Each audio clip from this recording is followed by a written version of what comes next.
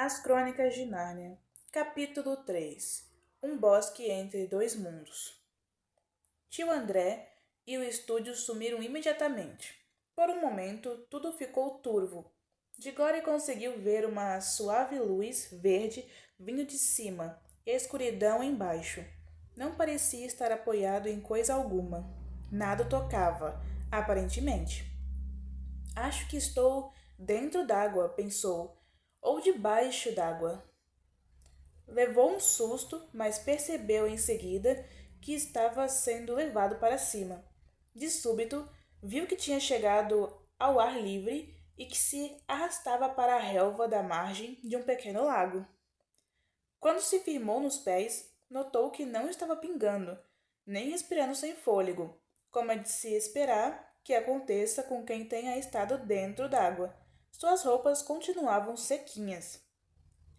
Estava à beira de um pequeno lago, com uns 3 metros de largura, cercado por um bosque. As árvores ficavam tão próximas umas das outras que não podia ver o céu. A luz existente era a luz verde coando-se através das folhas. O sol em cima devia ser muito brilhante, pois esta luz verde era intensa e cálida. Não seria possível imaginar bosque mais calmo. Não havia pássaros, nem insetos, nem bichos, nem vento. Quase se podia sentir as árvores crescendo. O lago de onde acabara de sair não era o único. Eram muitos, todos bem próximos uns dos outros. Tinha-se a impressão de ouvir as árvores bebendo água com suas raízes. Mais tarde, sempre que tentava descrever esse bosque, Digore dizia: era um lugar rico, rico como um panetone. O mais estranho de tudo era que Digore tinha praticamente se esquecido de como viera parar ali.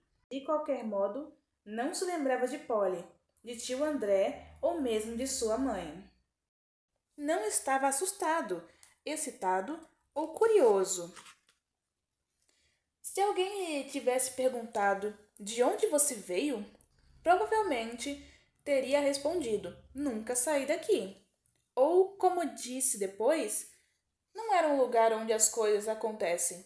As árvores vão crescendo, só isso.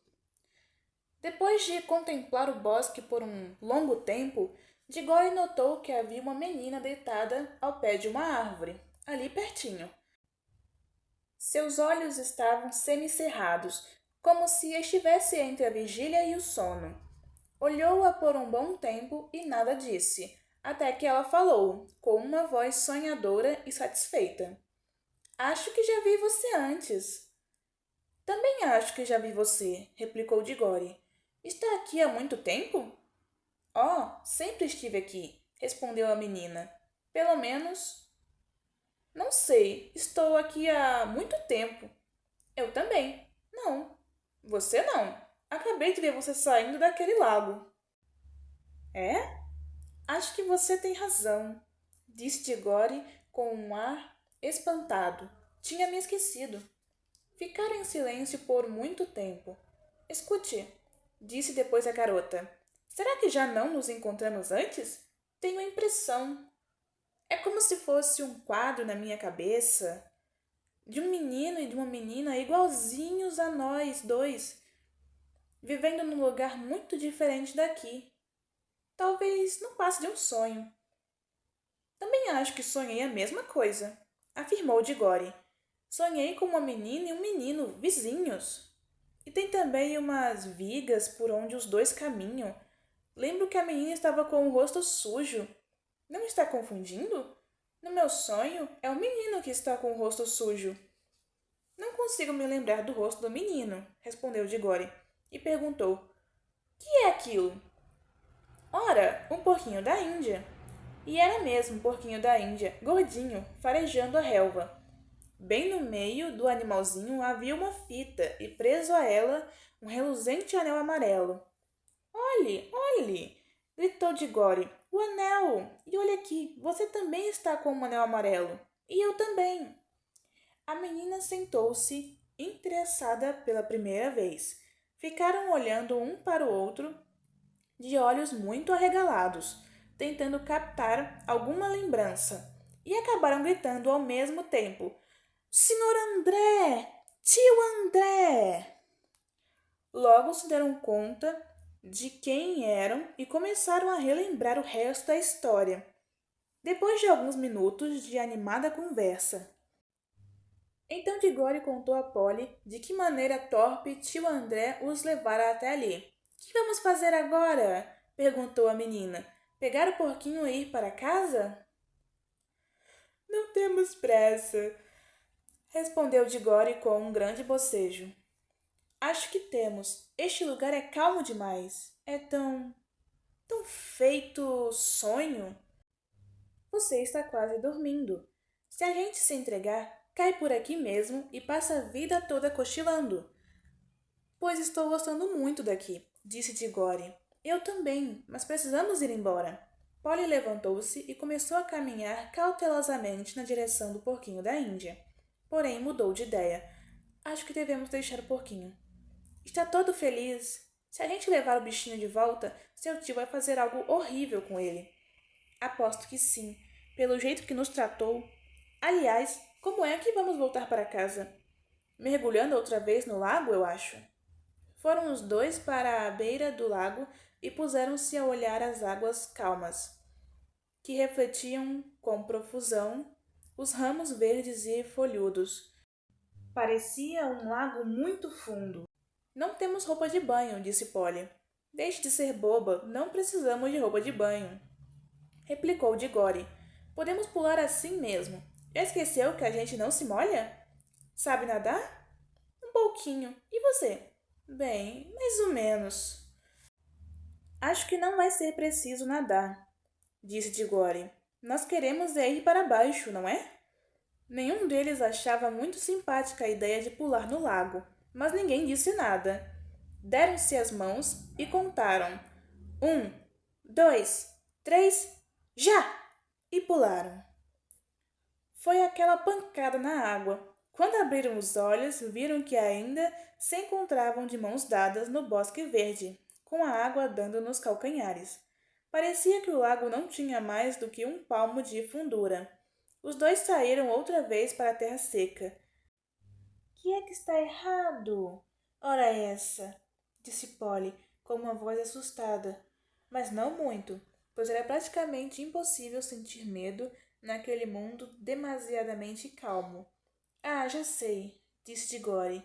É claro que não podia dar certo. Ainda estamos usando os nossos anéis amarelos, que só valem para a viagem de vinda. É o verde que leva para casa. Precisamos trocar de anéis. Tem bolso? Ótimo. Ponha seu anel amarelo no bolso direito. Tenho 2 verdes. Olhe, aqui um para você. Com os anéis nos dedos, voltaram para o lago. Mas antes que tentassem novo mergulho, Digore deu um suspiro que não acabava nunca. Oh! O que está acontecendo agora? Acabei de ter uma ideia genial. E os outros lagos? Não estou entendendo. Escute, se podemos voltar ao nosso mundo mergulhando aqui, não é lógico que a gente deva ir para outro lugar pulando em outro lago? Imagine se há um mundo diferente no fundo de cada lago. Mas eu pensei que a gente já estivesse no outro mundo do seu tio, ou no outro lugar. Seja lá o que for, você não disse? Não me chateie com o tio André, ora bolas. Acho que ele não entende nada desse lugar, pois nunca teve peito para vir por conta própria. Só falou de um outro mundo. Suponhamos que haja dezenas. Quer dizer, este bosque é apenas um dos mundos? Não, acho que este bosque nem chega a ser um mundo. Não deve ser mais do que um lugar de passagem. Polly olhava intrigada. Não está vendo? Lembre-se do túnel, não pertence a nenhuma das casas, mas você pode andar por ele e entrar em qualquer uma delas. Não será este bosque uma coisa parecida? Um lugar que não pertence a nenhum dos mundos, mas que dá acesso a todos os mundos? Bem, Ainda que começou a dizer Polly, mas o amigo nem parecia ouvi-la. Isso explica tudo, continuou Diggory. Por isso aqui é tão calmo e sonolento. Nada acontece, nunca, como no túnel. É dentro das casas que as pessoas conversam e fazem as coisas e comem. Nada existe nos lugares de passagem, atrás das paredes, em cima dos tetos ou debaixo do assoalho. Mas do nosso túnel podemos passar para todas as casas do quarteirão. Acho que daqui poderemos ir a um lugar fabuloso. Qual? Qualquer um. Não precisamos mergulhar no mesmo lago por onde chegamos, pelo menos não por enquanto. O bosque entre dois mundos, disse Polly com um olhar sonhador. Bonito! Vamos logo! Que lago você prefere? Preste atenção.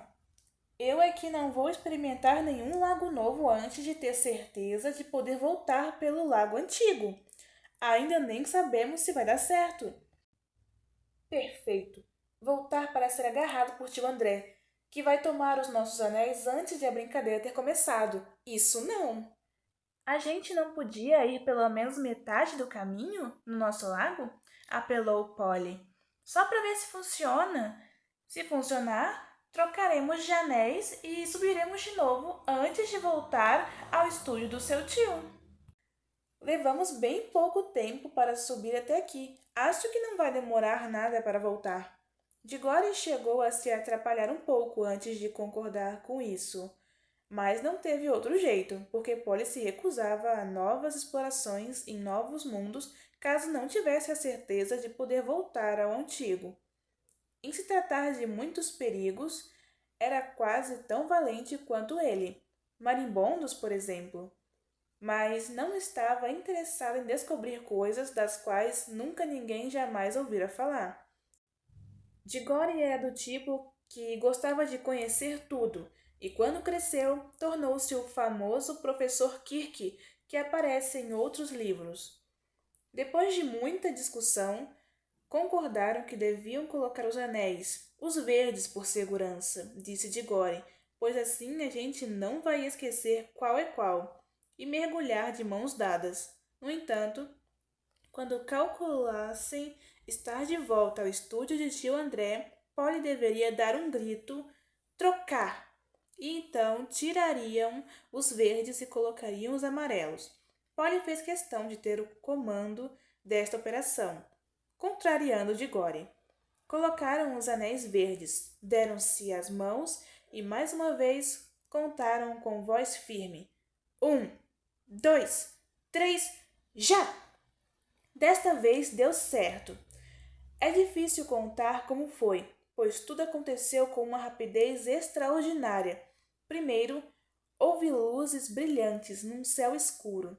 Diggory sempre achou que eram astros, jurando que chegou a ver Júpiter pertinho, a ponto de distinguir as luas do planeta. Mas quase instantaneamente começaram a surgir fileiras e mais fileiras de tetos, e puderam ver a Catedral de São Paulo. Era Londres lá embaixo, mas enxergavam também através das paredes de todas as casas. Viram o tio André, a princípio sombrio e fora de foco, mas ficando cada vez mais nítido. Antes que ele se tornasse de fato uma realidade, Polly gritou: trocar! E trocaram os anéis. O nosso mundo foi se apagando mais uma vez, como num sonho, e a luz verde do alto ficou mais intensa, até que as cabeças apontaram fora d'água e ganharam a margem do lago. A operação toda não durou mais do que 1 minuto. Pronto! Exclamou Diggory. Tudo certo? Agora vamos à exploração. Qualquer lago serve. Vamos experimentar esse aqui. Um momento. Não vamos fazer uma marca neste lago? Ficaram pálidos e de olhos arregalados quando perceberam a extensão da loucura que Diggory esteve por cometer. Pois existiam inúmeros lagos no bosque, todos iguais, Iguais também eram as árvores. Se não assinassem o lago que conduzia ao nosso mundo, as possibilidades de encontrá-lo novamente seriam mínimas. A mão de Digore tremia quando abriu o canivete e cortou uma boa braçada de relva na beira do lago. A terra, que cheirava deliciosamente, era de um vivo castanho avermelhado, que se distinguia contra o verde. Ainda bem que um de nós tem um pouco de juízo, disse Polly. Não fique aí contando prosa. Vamos logo ver o que há num destes lagos. Polly deu-lhe uma resposta ferina, e ele respondeu com palavras ainda mais indelicadas. A briga durou vários minutos, mas seria aborrecido contar tudo aqui. Vamos saltar para o instante em que ambos, com o coração aos pulos e caretas de medo, puseram-se à beira do lago desconhecido, com os anéis amarelos nos dedos e de mãos dadas. 1, 2, 3, já! Splash! Mais uma vez não funcionou.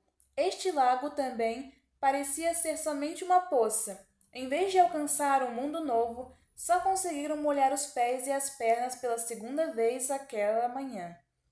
Se é que era manhã. O tempo parece ser sempre o mesmo no bosque entre dois mundos. Que droga! Exclamou Digore.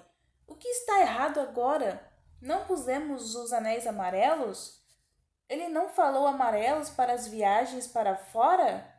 Acontecia o seguinte: o tio André, que não entendia coisa nenhuma do bosque entre dois mundos, tinha uma ideia errada sobre os anéis.